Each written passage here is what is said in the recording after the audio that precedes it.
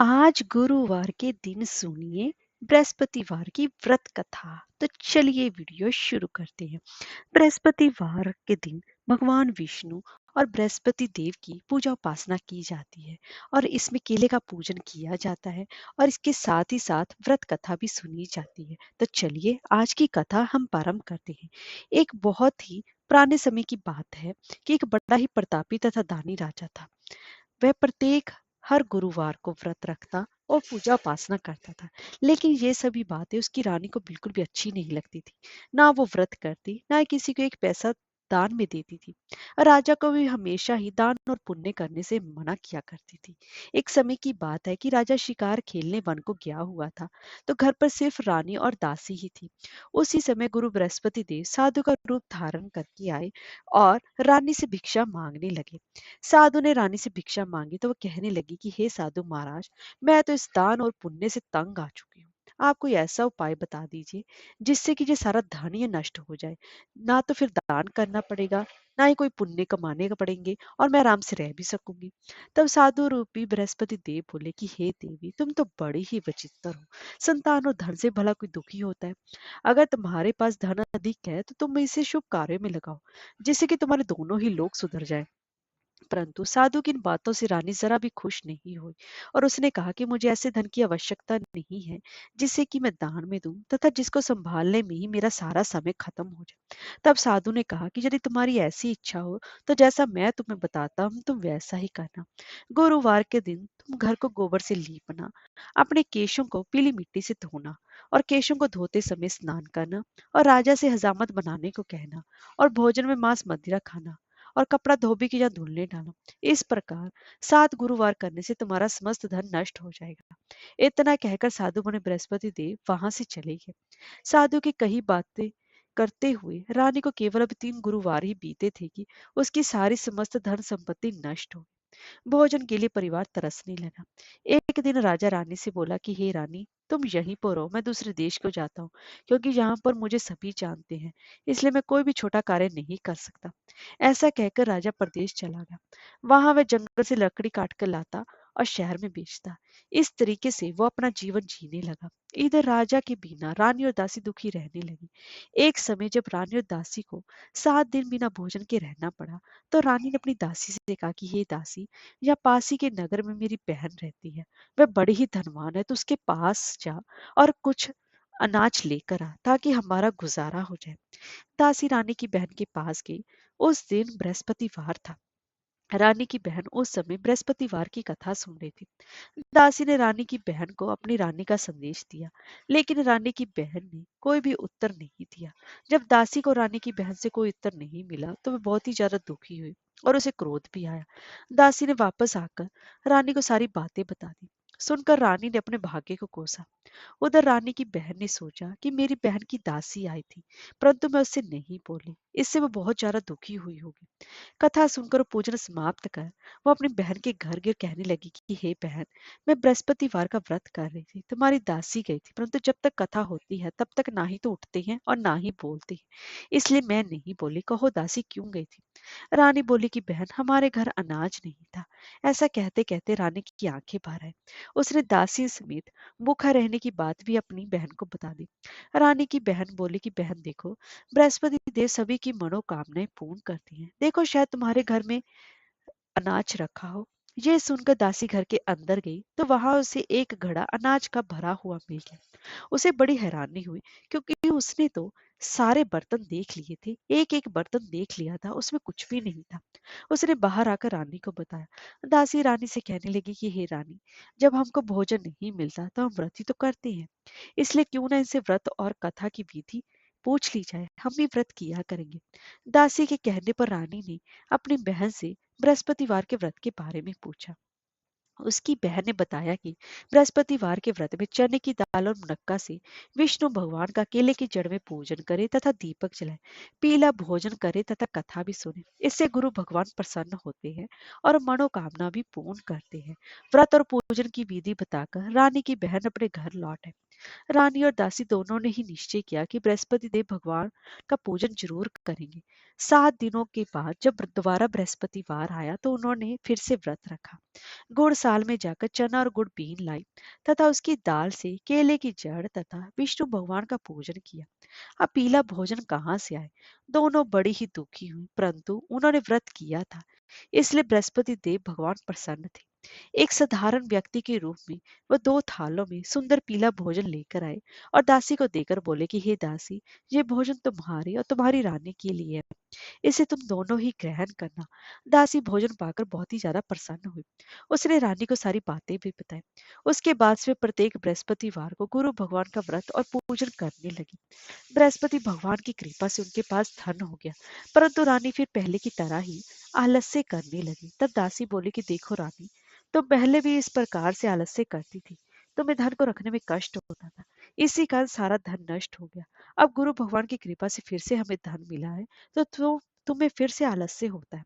बड़ी मुसीबतों के बाद हमने ये धन पाया है, इसलिए हमें दान पुण्य करना चाहिए। अब तुम भूखे मनुष्य को भोजन कराओ, पियाऊ लगवाओ, ब्राह्मणों को दान दो, कुआं तालाब बावड़ी आदि का निर्माण भी करवाओ, मंदिर पाठशाला बनवाकर ज्ञान दान दो, कुंवारी कन्याओं का विवाह करवाओ, अर्थात धन को शुभ कर्म कार्यों में खर्च करो, जिससे कि तुम्हारे कुल का यश बढ़ेगा तथा स्वर्ग की प्राप्ति होगी और तुम्हारे पितर भी प्रसन्न होंगे। दासी की बात मानकर रानी शुभ कर्म करने लगी। उसका यश फैलने लगा।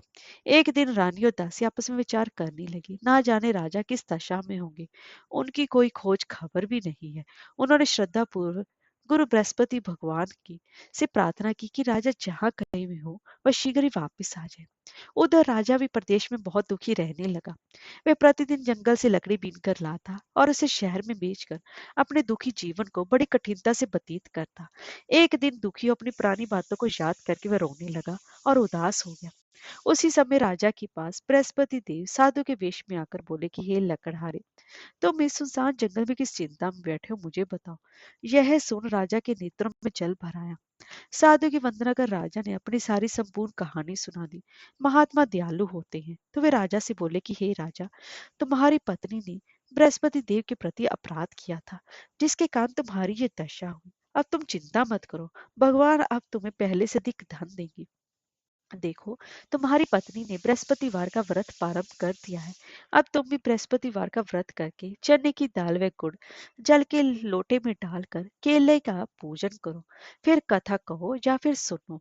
भगवान तुम्हारी सभी कामनाओं को पूर्ण करेंगे। साधु की बात सुनकर राजा बोला कि हे प्रभु, हे साधु बंधु, लकड़ी बेचकर तो मुझे इतना पैसा भी नहीं बचता जिससे कि मैं पूजा पाठ कर सकूं और कोई मैं व्रत कर सकूं। तो मैंने रात्रि में अपनी रानी को व्याकुल देखा है, तो मेरे पास कोई साधन भी नहीं जिससे कि उसका समाचार भी मैं जान सकूं, और फिर मैं कौन सी कहानी कहूँ, ये भी मुझको मालूम नहीं है।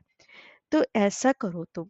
तब साधु ने कहा कि मन में बृहस्पति भगवान के पूजन व्रत का निश्चय करो, वे स्वयं तुम्हारे लिए कोई ना कोई रास्ता बना देंगे। बृहस्पतिवार के दिन तुम रोजाना की तरह लकड़ियां लेकर शहर में जाना, तुम्हें रोज से दुगना धन मिलेगा, जिससे कि तुम भली भांति भोजन कर लोगे और तथा बृहस्पति देव की पूजा का सामान भी आ जाएगा। और जो तुमने बृहस्पतिवार की कहानी के बारे में पूछा है, वह इस प्रकार है। बहुत पुराने समय में एक निर्धन ब्राह्मण था। उसकी कोई संतान न थी। वह हर रोज पूजा पाठ करता, लेकिन उसकी स्त्री न स्नान करती, न ही किसी देवता का पूजन अर्चन करती। इस कारण ब्राह्मण देवता बहुत ज्यादा दुखी रहते थे। भगवान की कृपा से ब्राह्मण के यहाँ एक कन्या उत्पन्न हुई। कन्या धीरे धीरे बड़ी होने लगी। प्रातःकाल स्नान करके वह भगवान विष्णु का जाप करती। बृहस्पतिवार का व्रत भी वह करने लगी थी। पूजा पाठ समाप्त कर पाठशाला जाती तो अपनी मुट्ठी में जौ भर के ले जाती और पाठशाला के मार्ग में डालती जाती। लौटते समय वहीं जौ स्वर्ण के हो जाते तो उनको बीन कर घर ले आती। एक दिन वो बालिका सूप में उन सोने के जौ को फटक कर साफ कर रही थी कि तभी उसकी माँ ने देख लिया और कहा कि हे बेटी, सोने के जौ को फटकने के लिए सोने का सूप भी तो होना चाहिए। दूसरे दिन गुरुवार था। कन्या ने व्रत रखा और बृहस्पति देव से सोने का सूप देने की प्रार्थना की। बृहस्पति देव ने उसकी प्रार्थना को स्वीकार कर लिया। रोजाना की तरह वह कन्या जौ फैलाती हुई पाठशाला चली गई। पाठशाला से लौटकर जब वह जौ बीन रही थी, तो बृहस्पति देव की कृपा से उसे सोने का सूप मिला। उसे वो घर ले आई और उससे जौ साफ करने लगी, परंतु उसकी माँ का वही ढंग रहा। एक दिन की बात है कि कन्या सोने के सूप में जब जौ साफ कर रही थी, उसी समय नगर का राजकुमार वहां से निकला। कन्या के रूप और कार्य को देखकर वो उस पर मोहित हो गया। राजमहल आकर वह भोजन तथा जल त्याग कर उदास होकर लेट गया। राजा को जब राजकुमार द्वारा अन्न जल त्यागने का समाचार पता चला, तो अपने मंत्रियों के साथ वह अपने पुत्र के पास गया और कारण पूछा। राजकुमार ने राजा को उस लड़की के घर का पता भी बता दिया। मंत्री उस लड़की के घर पर गए और मंत्री जी ने ब्राह्मण के समक्ष राजा की ओर से निवेदन किया। तो कुछ ही दिनों के बाद ब्राह्मण की कन्या का विवाह राजकुमार के साथ संपन्न हो गया। कन्या के घर से जाते ही ब्राह्मण के घर में पहले की भांति गरीबी का निवास हो गया। एक दिन दुखी होकर ब्राह्मण अपनी पुत्री से मिलने गए। बेटी ने पिता की अवस्था को देखा, अपनी माँ का हाल चाल पूछा। तभी ब्राह्मण ने सभी हाल कह सुनाया। कन्या ने बहुत सा धन देकर अपने पिता को विदा कर दिया, लेकिन कुछ ही दिनों के बाद फिर वही हाल हो गया। ब्राह्मण फिर अपनी कन्या के यहाँ गया और सभी हाल कहा, तो पुत्री बोली कि हे पिताजी, आप माता जी को यहाँ पर लेकर आइए। मैं उन्हें विधि बता दूंगी जिससे कि गरीबी दूर हो जाए। ब्राह्मण देवता अपनी स्त्री को साथ लेकर अपनी पुत्री के पास राजमहल पहुंचे। तो पुत्री अपनी माँ को समझाने लगी कि हे माँ, तुम प्रातः काल स्नान आदि करके विष्णु भगवान का पूजन अर्चन करो, तो तुम्हारी सारी दरिद्रता दूर हो जाएगी। परंतु उसकी माँ ने उसकी एक भी बात नहीं मानी। वह प्रातःकाल उठकर अपनी पुत्री की बची जूठन को खा लेती थी। एक दिन उसकी पुत्री को बहुत ज्यादा गुस्सा आया। उसने अपनी माँ को एक कोठरी में बंद कर दिया। प्रातःकाल उसे स्नान आदि करवा के पूजा पाठ करवाया, तो उसकी माँ की बुद्धि ठीक हो गई। इसके बाद वो नियम से पूजा पाठ करने लगी और प्रत्येक गुरुवार को व्रत करने लगी। इस व्रत के प्रभाव से मृत्यु के बाद वह स्वर्ग को गई। वह ब्राह्मण भी सुखपूर्वक इस लोक का सुख भोगकर स्वर्ग को प्राप्त हुआ। इस तरह कहानी कहकर साधु बने वहां से बृहस्पति देव वहां से चले गए। धीरे धीरे समय बीतने पर फिर गुरुवार का दिन आया। राजा जंगल से लकड़ी काटकर शहर में बेचने गया। उसे उस दिन और दिनों से अधिक धन की प्राप्ति हुई। राजा ने चना गुड़ आदि लाकर बृहस्पतिवार का व्रत किया। उस दिन से उसके सभी क्लेश दूर हो गए। परंतु जब अगले गुरुवार का दिन आया, तो वह बृहस्पतिवार का व्रत करना ही भूल गया। इस कारण बृहस्पति भगवान नाराज हो गए। उस दिन उस नगर के राजा ने विशाल यज्ञ का आयोजन किया था तथा अपने समस्त राज्य में ये घोषणा भी करवा दी थी कि सभी मेरे यहाँ भोजन करने आए, किसी के घर चूल्हा ना जले। इस आज्ञा को जो ना मानेगा, उसको फांसी की सजा दे दी जाएगी। राजा की आज्ञा अनुसार राज्य के सभी वासी राजा के भोज में सम्मिलित हुए, लेकिन लकड़हारा कुछ देर से पहुंचा, इसलिए राजा उसको अपने साथ महल में ले गए। जब राजा लकड़हारे को भोजन करा रहे थे, तो रानी की दृष्टि उस खूंटी पर पड़ी जिस पर कि उसका हार लटका हुआ था। उसे हार खूंटी पर लटका दिखाई नहीं दिया। रानी को निश्चय हुआ कि मेरा हार इस लकड़हारे ने चुरा लिया है। उसी समय सैनिक बुलवाकर उसको जेल में डलवा दिया। लकड़हारा जेल में विचार करने लगा कि ना जाने कौन से पूर्व जन्म के कर्म से मुझे जिस दुख की प्राप्ति हुई है, और जंगल में मिले साधु को याद करने लगा। वह तत्काल ही बृहस्पति देव साधु के रूप में प्रकट हुए और कहने लगे कि अरे मूर्ख, तूने बृहस्पति देवता की कथा नहीं करी, उसी कारण तुझे ये दुख प्राप्त हुआ है। अब चिंता मत कर, बृहस्पतिवार के दिन तुझे जेल खाने के दरवाजे पर तुझे 4 पैसे पड़े मिलेंगे। उनसे तो बृहस्पतिवार की पूजा करना, तो तेरे सभी कष्ट दूर हो जाएंगे। अगले बृहस्पतिवार उसे जेल के द्वार पर 4 पैसे मिले। राजा ने पूजा का सामान मंगवाकर कथा कही और प्रसाद भी बांटा। उसी रात्रि में बृहस्पति देव ने उस नगर के राजा को स्वप्न में कहा कि हे राजा, तूने जिसे जेल में बंद किया है उसे कल छोड़ देना, वह निर्दोष है। राजा प्रातःकाल उठा और खूंटी पर हाथ टंगा देकर लकड़हारे को बुलाकर क्षमा मांगी तथा राजा की योग्य सुंदर वस्त्र आभूषण भेंट कर उसे विदा किया। गुरुदेव की आज्ञा अनुसार राजा अपने नगर को चल दिया। राजा जब अपने नगर के निकट पहुंचा, तो उसे बड़ा ही आश्चर्य हुआ। नगर में पहले से अधिक बाग, तालाब और कुएं तथा बहुत सी धर्मशालाएं, मंदिर आदि बने हुए थे। राजा ने पूछा, जी किसका बाग और धर्मशाला है? तब नगर के सब लोग कहने लगे कि ये सब रानी और दासी द्वारा बनवाए गए हैं। राजा को आश्चर्य हुआ और गुस्सा भी आया कि उसकी अनुपस्थिति में रानी के पास धन कहाँ से आया होगा। जब रानी ने ये खबर सुनी कि राजा आ रहे हैं, तो उसने अपनी दासी से कहा कि हे दासी, देख, राजा हमको कितनी बुरी हालत में छोड़ गए थे। वे हमारी ऐसी हालत देखकर कहीं लौट ना जाए, इसलिए तू दरवाजे पर जाकर खड़ी हो जा। रानी की आज्ञा अनुसार दासी दरवाजे पर खड़ी हो गई, और जब राजा आए तो उन्हें भी अपने साथ महल में लेकर आए। तब राजा ने क्रोध करके अपनी तलवार निकाली और पूछने लगा कि बताओ, ये धन तुम्हें कैसे प्राप्त हुआ है? तब रानी ने सारी कथा कह सुनाई। राजा ने निश्चय किया कि मैं रोजाना दिन में 3 बार कहानी कहा करूंगा और रोज ही व्रत किया करूंगा। अब हर समय राजा के दुपट्टे में चने की दाल बंधी रहती तथा दिन में 3 बार वो कहानी कहता। एक रोज राजा ने विचार किया कि चलो अपनी बहन के यहाँ हो आऊं। इस तरह का निश्चय कर राजा घोड़े पर सवार होकर अपनी बहन के यहाँ चल दिया। मार्ग में उसने देखा कि कुछ आदमी एक मुर्दे को लिए जा रहे हैं। उन्हें रोककर राजा कहने लगा कि अरे भाइयों, मुझसे मेरी बृहस्पतिवार व्रत की कथा सुन लो। वे बोले, लो, हमारा तो माधवी आदमी मर गया है, इसको अपनी कथा की पड़ी है। परंतु कुछ आदमी बोले, अच्छा को हम तुम्हारी कथा भी सुनेंगे। राजा ने दाल निकाली और कथा कहनी शुरू कर दी। जब कथा आदि हुई तो मुर्दा हिलने लग गया और जब कथा समाप्त हुई तो राम राम करके वह मुर्दा खड़ा हो गया। राजा आगे बढ़ा। उसे चलते चलते शाम हो गई। आगे मार्ग में उसे किसान खेत में हल चलाता मिला। राजा ने उसे कथा सुनने का आग्रह किया लेकिन वो नहीं माना। राजा आगे चल पड़ा। राजा के हटते ही बैल पिछाड़ खाकर गिर गए तथा किसान के पेट में बहुत जोर से दर्द होने लगा। उसी समय किसान की माँ रोटी लेकर आई। उसने जब देखा तो अपने पुत्र से सभी हालचाल पूछा। बेटे ने सभी हाल बता दिया। बुढ़िया दौड़ी दौड़ी उस घुड़सवार के पास पहुंची और उससे बोली कि मैं तेरी कथा सुनूंगी, तो अपनी कथा मेरे खेत पर ही चलकर कहना। राजा ने लौटकर बुढ़िया के खेत पर जाकर कथा कही, जिसके सुनते ही बैल खड़े हो गए तथा किसान के पेट का दर्द भी बंद हो गया। राजा अपनी बहन के घर पहुंच गया। बहन ने भाई की खूब मेहमानी की। दूसरे दिन जब राजा प्रातःकाल जगा तो देखने लगा कि सभी लोग भोजन कर रहे हैं। राजा ने अपनी बहन से जब पूछा तो ऐसा कोई मनुष्य है जिसने भोजन नहीं किया हो, जो मुझसे मेरी बृहस्पतिवार की कथा सुन ले। बहन बोली कि हे भैया, ये देश ऐसा ही है, यहाँ लोग पहले भोजन करते हैं, बाद में कोई अन्य काम करते हैं। फिर वो एक कुम्हार के घर पर गई कि जिसका लड़का बीमार था। उसे मालूम हुआ कि उसके यहाँ 3 दिन से किसी ने भी भोजन नहीं किया है और रानी ने अपने भाई की कथा सुनने के लिए कुम्हार से कहा तो वह तैयार हो गया। राजा ने जाकर बृहस्पतिवार की कथा कही, जिसको सुनकर कि उसका लड़का ठीक हो गया। अब तो राजा की प्रशंसा होने लगी। एक दिन राजा ने अपनी बहन से कहा कि हे बहन, अब मैं अपने घर जाऊंगा, तुम भी तैयार हो जाओ।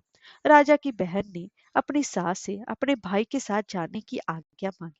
तब सास ने कहा कि हाँ चली जा, लेकिन अपने लड़कों को मत ले जाना, क्योंकि तेरे भाई की कोई भी संतान नहीं होती है।